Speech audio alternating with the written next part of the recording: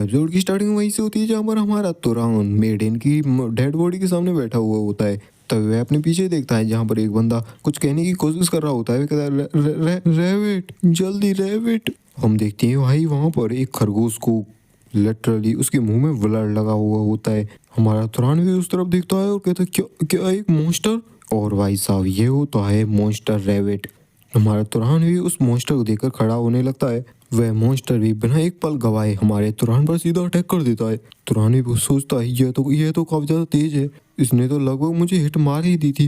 जहाँ पर हमारा तुरान भी अपने स्लिंग शॉट को निकाल देता है और पूरे स्टैंस में आकर सीधा अटैक करता है उस मॉन्स्टर रेबिट की तरफ। हमारे तुरान का अटैक बीच में ही 3 अटैक्स में डिवाइड होकर सीधा अटैक करते हैं उस रेबिट के ऊपर। लेकिन भाई साहब वह रेबिट मॉन्स्टर भी काफी खतरनाक होता है, वह भी उसके सारे अटैक्स को डिफेंड कर लेता है। तुरान भी मन में सोचता है क्या इसने मेरा अटैक इतनी आसानी से डिफेंड कर लिया, क्या यह इस तरह के वेपन्स का आदी है जो कि इसने इतनी आसानी से इस अटैक को डिफेंड कर लिया। हम देखते हैं उस मॉन्स्टर कुछ नहीं काफी अच्छा से स्टेंस ले लिया होता है और सीधा आगे बढ़कर हमारे तुरान पर अटैक कर देता है। लेकिन तभी वो मॉन्स्टर कुछ नोटिस करता है। वह देखता है उसके सामने तुरान तो होता ही नहीं है। वह आगे जाकर रुकता है लेकिन तभी हम देखते हैं हमारे तुरान को जो कि गायब होकर उसके पीछे आ चुका होता है और उस रैबिट मॉन्स्टर के गले में मारता है काफी खतरनाक सा डैगर का अटैक। जिस अटैक को करने के बाद तुरान भी पीछे आ चुका होता है और वह फिर से गायब हो जाता है। वह मॉन्स्टर वहां पर आकर उस पर अटैक करने की कोशिश करता है लेकिन वह अपना सिर उस पेड़ में बढ़ा बैठता है और गुस्से में आकर उस पेड़ को भी बीच में से चीर देता है। वह मॉन्स्टर बिना रुके चारों ही बगल अटैक करते जा रहा होता है। लिटरली पूरे जंगल में तबाही मचा दी होती है उस एक मॉन्स्टर ने और अंत में जब उसको तुरान नहीं मिलता तो वह वहीं पर खड़ा होकर चीखने लगता है बुरी तरीके से। उसकी काफी ज्यादा ब्लीडिंग हो रही होती है इस टाइम पर और वह वहीं गिरकर मर जाता है। उसका खेल खत्म होने के बाद तुरान भी धीरे धीरे वापस आने लगता है और पूरी तरीके से विजिबल हो जाता है। फिर वह अपने हाथ को आगे बढ़ाता है और उस रैबिट मॉन्स्टर के माना को एब्जॉर्ब करने लगता है। वह मन में सोचता है इस रैबिट मॉन्स्टर का तो माना अमाउंट काफी अलग है, यह तो इस लेपर्ड के माना अमाउंट से भी काफी ज्यादा है जिसे मैंने इस विलेज में एब्जॉर्ब किया था। तभी हमारे तुरान से कोई कहता है मैं भरोसा नहीं कर सकता, तो तुम एक विजर्ड हो। हमारा तुरान कहता हाँ। वह घायल बंदा कहता आखिर तुमने ये अपनी आइडेंटिटी क्यों छुपाई थी। तभी तुरान उससे पूछता है क्या तुम चारों की कोई फैमिली है जिसे मैं तुम्हारी चीजों को दे सकूं। वह बंदा कहता नहीं बॉस। तभी हमें पास्ट का सीन दिखाया जाता है जहाँ पर हमारा एमसी पास्ट में उस मेडन से बात कर रहा होता है। मेडन उसे बता रहा होता है यहाँ पर पास ही में एक काफी बड़ी सिटी है जिसका नाम है ओरेम और वहाँ पर एक ऐसी जगह है जिसे लाइब्रेरी कहा जाता है। तुरान कहता है क्या लाइब्रेरी। मेडन बताता है हाँ वहाँ पर काफी सारे लोग जाते हैं, कुछ लोग तो ये कहते हैं कि वहाँ पर हजारों बुक्स हैं। देखो तो सही तुरान, तुम तो जब मैंने बुक्स के नाम लिया तुम तो काफी ज्यादा इंटरेस्टेड लग रहे हो इसमें। लेकिन तुरान मैंने ये भी सुना है कि वहाँ पर हर कोई एंटर नहीं कर सकता। तुरान भी पूछता है तो फिर आकर मैं कैसे अंदर जाऊंगा वहाँ। मेडन बताता है कि वहाँ पर सिर्फ विजर्ड ही एंटर कर सकते हैं। तुरान भी सोचता है अच्छा। फिर सीन प्रेजेंट में शिफ्ट होता है जहाँ पर हमारे तुरान ने सभी लोगों की समाधि बना दी होती है और वह कहता है तो अब मैं जाऊंगा उसी ग्रेट सिटी में। मेडन मैं आशा करूंगा कि तुम सभी यहाँ पर खुश रहोगे।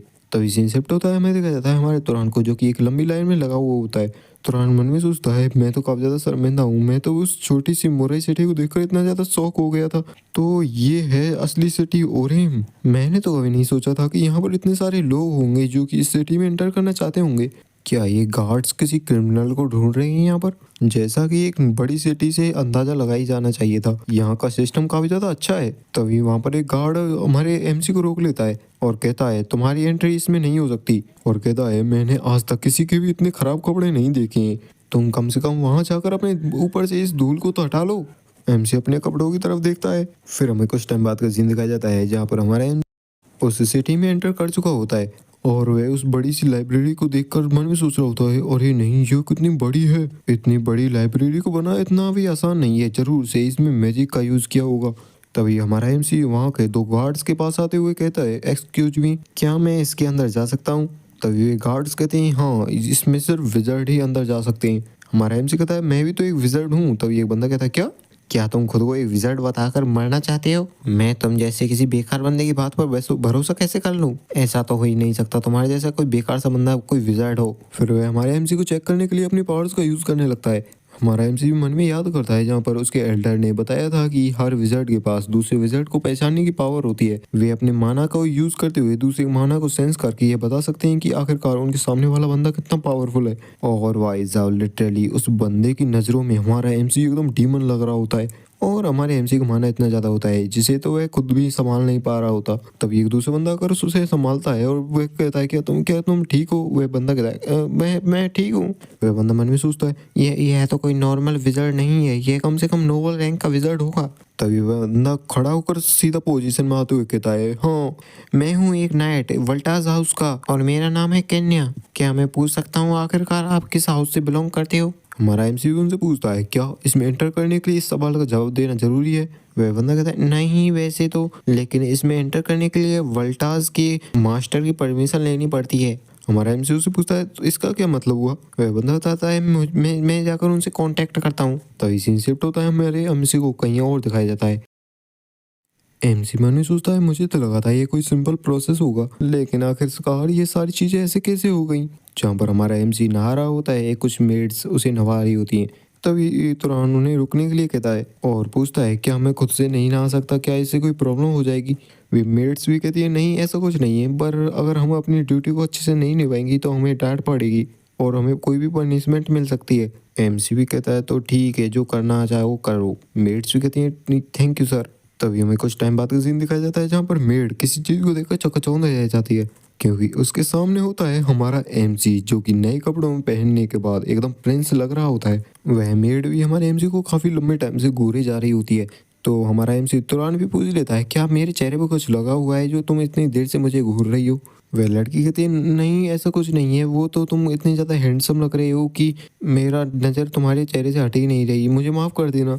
एमजी कहता है आखिर इसमें माफ़ी मांगने वाली कौन सी बात है? तभी वहाँ पर एक और लड़की आते हुए कहती है वाह ये कौन है, यहाँ पर देखो तो सही। और वह वहाँ पर हमारे एमसी से कहती है तो तुम हो वो गेस्ट जो कि पहले तो भिखारी जैसे लग रहे थे और अब इतने बदल गए कि एक प्रिंस से भी मलूक लग रहे हो। तुरहान अपना इंट्रोडक्शन कराते हुए कहता है मैं हूँ तुरहान। और वह लड़की कहती है हाँ मेरा नाम भी है अजीला। वैसे क्या मैं पूछ सकती हूँ आखिरकार तुम्हारा हाउस कौन सा है? एमसी कहता है कुछ पर्सनल रीजंस है जिस वजह से मैं तुम्हें नहीं बता सकता। वह लड़की कहती है अच्छा तो ऐसा है, ये कितनी शर्म की बात है। मन में सोचती है क्या क्या ये अपनी आइडेंटिटी को छुपा रहा है, चलो इसके साथ कोई प्रैंक किया जाए। तभी अचानक से वह अपनी पावर्स को अनलीज करने लगती है और कहती है तो जल्दी करो और दिखाओ मुझे अपना माना। लड़की भाई साहब ऑरा प्लस करने की चक्कर में है, लेकिन अगले एपिसोड में देखेंगे कि इसका ऑरा प्लस होता है या माइनस नेगेटिव में जाता है। तो नेक्स्ट चैप्टर जल्दी है, वीडियो को लाइक चैनल सब्सक्राइब कर दें। Thanks for watching.